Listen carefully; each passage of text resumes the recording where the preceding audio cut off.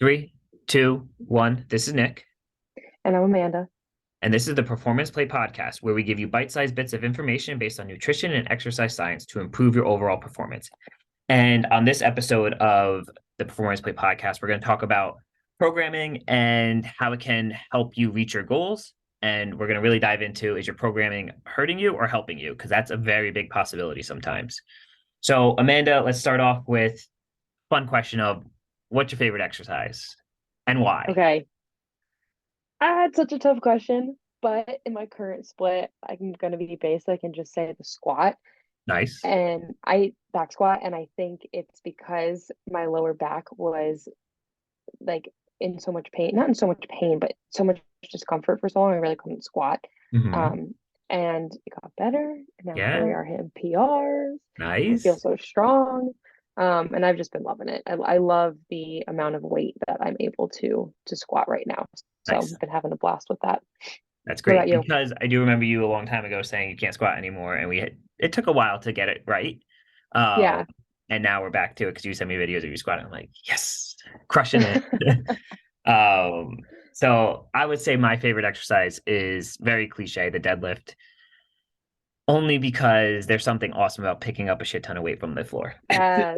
I listen, I was really torn between the two. So Yeah. Well, so I was like, I was literally gonna say, if she says deadlift, I'm gonna say squat. If she says squat, I'm gonna say deadlift. So either way, it was we had the same two, we'll say. legs But there's only. something awesome about deadlifting a certain amount of weight and just picking it up and like, did I just lift that? Hell You know? yeah. Feels great. And squatting though, it like also pushing up that weight and not letting it fold you is a whole crazy thing in itself. Yeah. But so anyway, so back to our original, we're going to talk about programming, how it can help you, how it can hurt you, and realistically how it certain programming needs to be done to reach specific goals. So a lot of Hmm. stuff Amanda and I talk about is knowing your why or just having goals in place. Hmm. Now, not everyone has competition style goals, and that's fine. You don't need to have competition style goals. What you need though is, do you want to be stronger? Do you want to be faster? Do you want this, and this? Do you want to just be overall healthy? So your programming can really make or break that. And a Hmm. lot of what people don't know about programming is we say programming, but that's just really your exercise routine that you're doing. Right. It With sounds that, fancier, but yeah, really it's just your exercise routine. exactly. It's just your exercise routine. So if they're doing a typical split of push pull legs, running twice a week, that's your program. You know, Hmm. but a lot of what deals with programming is the SAID principle, which is a specific adaptation to impose demands and how it relates to overload, underload, and overtraining. So, Hmm. said literally specific adaptation to impose demands is your body will adapt to the demand you put on it. So, if you want to get Hmm. stronger, you have to lift heavier weights so your body can adapt to the demands of heavier weights. It's the only way. You can't run a marathon and actually only run a marathon and expect to squat heavier each month. It's Right. possible, not probable. Right. Your training has to be specific to your goal. Yes. And that's where we have sometimes we forget is even if we're trying to lose weight, our training has to be specific to be more conducive to losing weight. You know, Right. like building more muscle mass is more conducive to losing weight than not building more muscle mass. Right. And that's a really common mistake that we could talk about all day long is the cardio and the hit workouts and all these fancy fun classes. If your goal is just to have fun and sweat, by all means do it. Yeah. But if your goal, if you have any sort of body composition goal and you're Yep. trying to get that out of those classes, there is a much easier way to get there. And it's Yeah. through progressive overload training. It's Yes. through, a gym bro split. Yes. Yeah. It Yeah. works. Yeah. So if you want the fastest way to those goals, and that would be my suggestion. But if you're just looking to kind of have fun and sweat, that's your personal choice. But Yeah. that's really, that's one example of what you're talking about right now. Hmm. Yeah. And I love how you phrased it. If your goal is to just have fun and sweat because you hate working out, you hate exercising with a burning passion, and the only way to get there is with your buddies and your friends, going to classes together and sweating and doing all this stuff, great, more power to you. If you're trying to expedite the process, we'll say, of wanting to be stronger, burn a little bit more fat, you do have to do a simple like when I say simple because it is rather boring to do an actual split like that. Hmm. Which is most people's complaints is my program's boring. Well, it's gonna be boring because that's what happens. It's a boring thing Right. sometimes to just squat, do some deadlifts, do some lunges, do some chest press. It's not all gimmicky and fun stuff, but that's what gets the results. Right. And I always challenge that mindset too, because Of I course. think, yeah, but yeah, that's a really common example. And I think you probably have some cool examples even with athletes. Like, have you come across athletes that maybe are adding in certain things to their training that aren't actually helping them with Mhm. their goals, Yeah. Well, so you exerting their can't, energy in other places that maybe yes. aren't necessary? Yeah, and you can't have it all, to be honest. Like you have to realize that. So I rock climb, I lift weights, I also run occasionally. Haven't been running as much.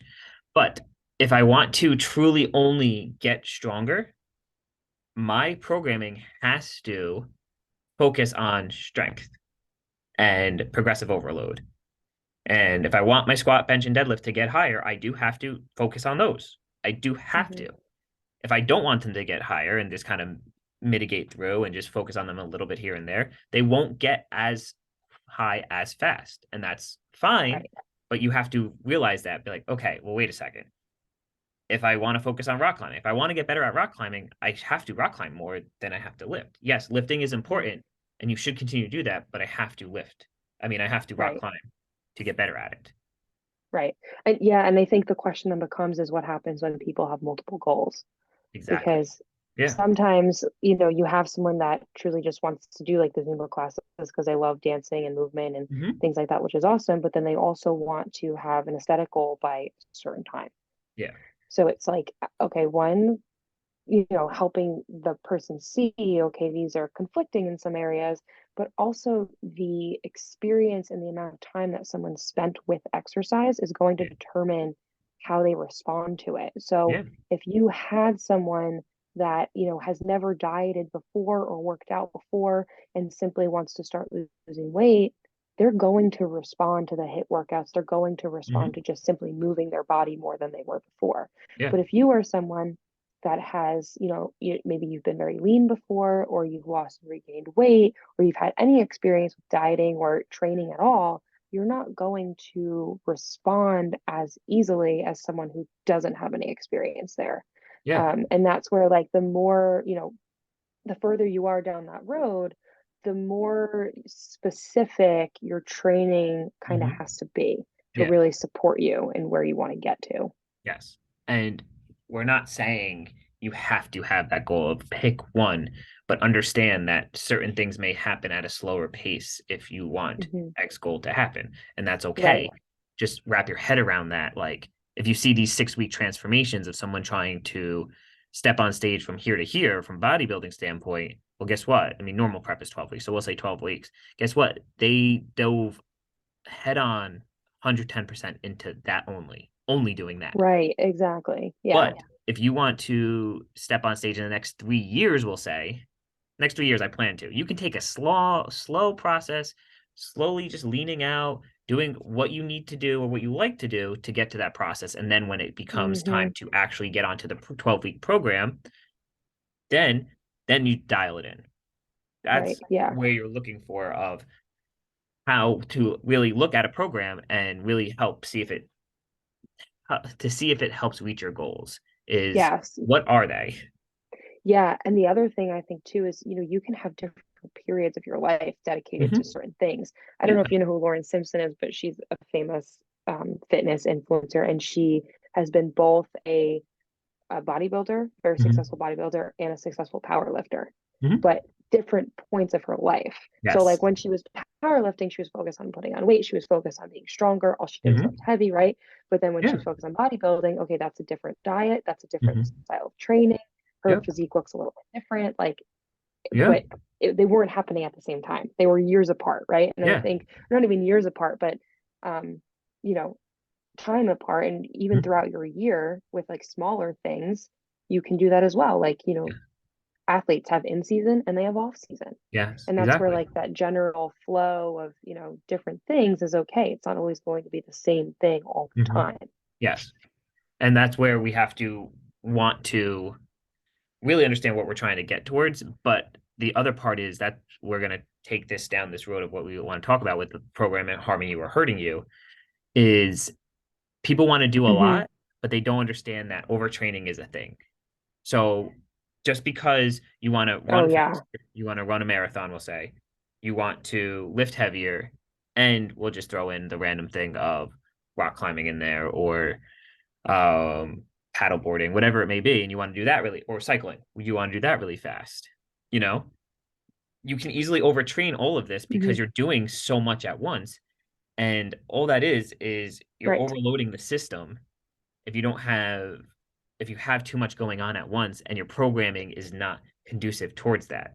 So like you can say to somebody We can like, do well, hard things. yeah, yeah, We can do hard things, just not all at once. exactly. Yes, 100%. And you could say too, like if you Hmm. look at triathletes, for example, yes, they're doing three different technically things, running, cycling, and swimming, but all three of those are endurance based, you know? They're sprinting Hmm. sometimes, don't get me wrong. They're Yeah. in sprinting towards the end of races and stuff, but like a lot of that is endurance based. So they're still actually taxing the same system. So like you could say that, but like if you want to be an endurance athlete and then you also want to be a power athlete, that's why you don't see someone running the 40 also runs the mile. Doesn't happen, you know? Right. Exactly. Yeah. And even off that thought of overtraining, Hmm. don't forget about your deload weeks. Don't forget about your Hmm. off weeks. Like those Yeah. are so important. I've had clients before where I'm like, when the heck is the last time you took a deload? And they're like, I don't know. I'm Yeah. like, you don't know. Yeah. Like What? that's like going an entire year without taking off of work, right? Yes. We need breaks. Yes. Recovery is important. And then, we can even talk about how during the week you need weekly breaks. You can't Yeah. train 7 days a week, like, Hmm.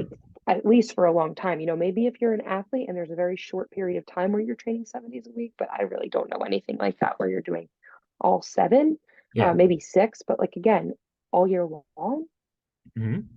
make sure it's, there's an end point to things. Yeah. Make sure make sure you have an understanding of like what you're actually doing to yourself and your body in that aspect. And your recovery is going to take a toll if you're pushing yourself that far. And from my personal experience, I only weight train 3 times a week. I personally love it, but it gives me time to do other things as well and recover as well, Right. which is key because what we're Me talking too. about is your programming can harm you if you're programmed 7 days a week, 8 days a week, that doesn't exist, 7 days a week, 6 days a week with very little rest. Your workouts are way too intense where there's so much volume you can't even keep up. You could barely walk after every single workout. Your blood sugar is dropping during every single workout. Like, okay, that's a problem, you know? Right. And that's Yeah, where like there's this concept definitely. we talk about the sweet spot. And your programming should always be like higher levels of intensity, and then sometimes they're going to be lower levels of intensity, and that depends on what you need at that time. So like you said, a deload week is a lower volume, lower intensity week. You're still pushing, you're still there getting under the weights, getting under the stressful stimulus, but not as frequent, Moving your not body. as Yeah. much. You're allowing yourself to recover. Hmm. So that's where like you want to find that Right. nice little sweet spot between it, right? Absolutely. Yeah. um Absolutely. And that's where a lot of the gains are going to come in. yeah. So what a lot of people too is they're like we all think more, more, more, more, more when we're programming. Like, okay, well, a lot of people I talk to, they train 7 days a week, sometimes 6 days a week. I was like, maybe you're doing too much, and they're like, no, because like I need to do this, I need to do that. I only have so many days to do this, and I'm like, yeah, but your body needs time to heal. Your body needs time to recover. You need to rest more. The more you'll rest, the more actual muscle you'll gain, the more strength you'll gain. You know, that's more important than constantly going through these crazy intense workouts every single day of the week. It can't be The good. best plan, yeah. The best plan is simple and effective. Yeah. That's it. And that's like, I mean, if we sum this up right now, that would be programming 101, simple and effective. um, Right. keep it simple, like doesn't That'll be our doesn't title, simple and effective programming. yeah, right. Because it doesn't have to be hard. So what we're saying is you want to make sure your program, one, fit your goals. Two, your goals can change monthly, not weekly, no, monthly, quarterly, whatever it is, your goals can change. But remember, your programming for your workout should be based on what you're trying to achieve. And it doesn't have to, like I said, Hmm. be a competition that you're trying to step on stage for or trying to compete in, but it can be like you still have to look on overall health. If you want to, let's just say we'll take overall health because a lot of times we talk about athletes mainly. We'll just say overall health in general. Those people need to focus on their heart health, their muscle health, we'll say, their muscle strength. Those two factors take into a toll. So you should actually, your program should have some days where you're strength training and some days where you're doing cardiovascular training. And you're not Hmm. doing intense amounts of both. Like I'm Right. doing 4 hours of cardio and 4 hours of strength training. You're doing some days you're really focusing on that strength work and lifting the weights and hitting them hard. And then other days you're doing cardiovascular work. Hmm. Yeah, absolutely. And Yeah, you, I go know ahead. you had wanted, you brought up the points too of like too much weight too soon, too Hmm. much volume or frequency, again, particularly too soon. Yeah. Do you see that a lot with people that you treat? Oh, a lot, good amount. Yeah. Yeah. And sometimes it's the question of like, all right, let's talk about your programming, let's talk about your training. And I don't program people, I just understand a lot of it, so I know where they're at mentally, Hmm. physically, all that. Of like, does this make sense? But a lot of times, if you do too much too fast, like, well, for example, like condition wise, if you're dealing with a tendonitis, we'll say, or tendinopathy, sometimes you just loaded stuff way too fast, did too much too fast. And a lot of that times that happens is we're all gun ho for our new goal. Let's kill it. Let's go after Hmm. it 110%. So that's where we're saying like your programming can hurt you or help you because it can Right. help you if you program correctly to reach that ultimate goal where you can stay injury free. You could reduce the risk of injury. Injuries happen, don't get me wrong, but you can reduce the chance if you're programmed correctly and Hmm. go slow. Now, if you want to go somewhere really, really fast and do too much too fast, the chances of injury raise significantly. Right. It's like fat loss. If you do it too fast, Hmm. chances of it coming back on are higher. Yeah, of course. Yeah. You gotta Which have patience. which we forget sometimes of the impatient thing or whatever it is. Like, oh, I lost Hmm. 30 pounds in 2 weeks. Like, okay, not ideal, like we don't want that. That Um, sounds like you just cut off your limbs. exactly. Yeah, yeah. Just like, all right, like I lost a leg. That's where my 30 pounds went. But that's what happens when you're doing too much too soon is you kind of just frequently get beat up very fast, you know? Hmm. Yeah. Uh, No, I agree. so if you did too much too fast, let's say, because we've all been there, gone home and like, let's get after it. I mean, Oh yeah. during COVID, I decided one day I want to run more, and I ran 5 miles after not running for a few years. And man, did I deal with Achilles tendonitis for a very long time. Oh, I will never forget the pain I was in after not strength training for 7 months and then doing a leg day Yeah, and trying to not do the same weight that I was doing before, but like at least get like half of that. And yeah, even yeah, that, I couldn't walk for a week. It was yeah. terrible. So that's something called delayed onset muscle soreness, which we don't Yeah. want. You actually don't want DOMS. Sometimes DOMS is unavoidable, but if it does happen, like you may have done too much too soon. Yeah. So let's break that down real quick to see if your programming is like harming you and you're getting consistently DOMS, you feel like you're hurting more than ever. You're always hurt. There's ways Oh, to deal. soreness is not an indicator of an Yes. effective workout. That Uh-huh. is such an important thing to, if you're going to take one thing from this, take that. Yeah. Soreness does not mean you got a good workout. If you're not sore, doesn't mean you didn't get a good workout. That's Right. okay. Yeah. Sometimes I don't get sore at all. Sometimes I get really sore. Probably did too much that time. Um, but there's the factors you need to take into account is one, look at if you're doing too much too soon, you're noticing more aches and pains than ever, or things are hurting, or whatever it may be. One, first step is look at nutrition. are you fed enough? Okay. Before you touch your programming, make sure you're fed enough. 2, sleep. Okay. Those two in itself can actually almost cause programming to go really, really haywire. Mm-hmm. So if we don't do that, then not good. Those are the first two Mm-hmm. things you need to look at before you're fully diving into like, oh, maybe it's my programming. Maybe my coach sucks. Maybe this, maybe that. Maybe your coach doesn't suck. Maybe you're just not eating enough and you also only sleeping Yeah. 2 hours a night, you Yeah. know? So before Mm-hmm. you dive down the rabbit hole of, oh, my programming sucks or it's harming me, my coach isn't good, check those things first. Then we break to the next point of, okay, if that's not the case and you're constantly getting hurt, you do need to look at your programming and maybe you're doing too much too fast. And if that's the case and you have an injury, I can tell you this is what you should do. 1, see where you're at programming wise. Are you taking 1 rep maxes often? There's no need to do that at all. 2, it's just, yeah, man just smiling because it doesn't need to happen at all. you know. 2, take it seriously. If you're hurt and you have some type of injury, don't just work through it. Don't just plow your head through the wall and be like, let's just keep running after it. It's not the case. Yeah. You can train with an injury, you know? So talk to whoever you're working with that's programming you and tell them what's going on. And they should be able to adapt your program accordingly. Because the worst thing you can do is not train, take 3 weeks off, 4 weeks off, and then get back to it like nothing ever happened. Then you're just to set yourself up for a disaster again.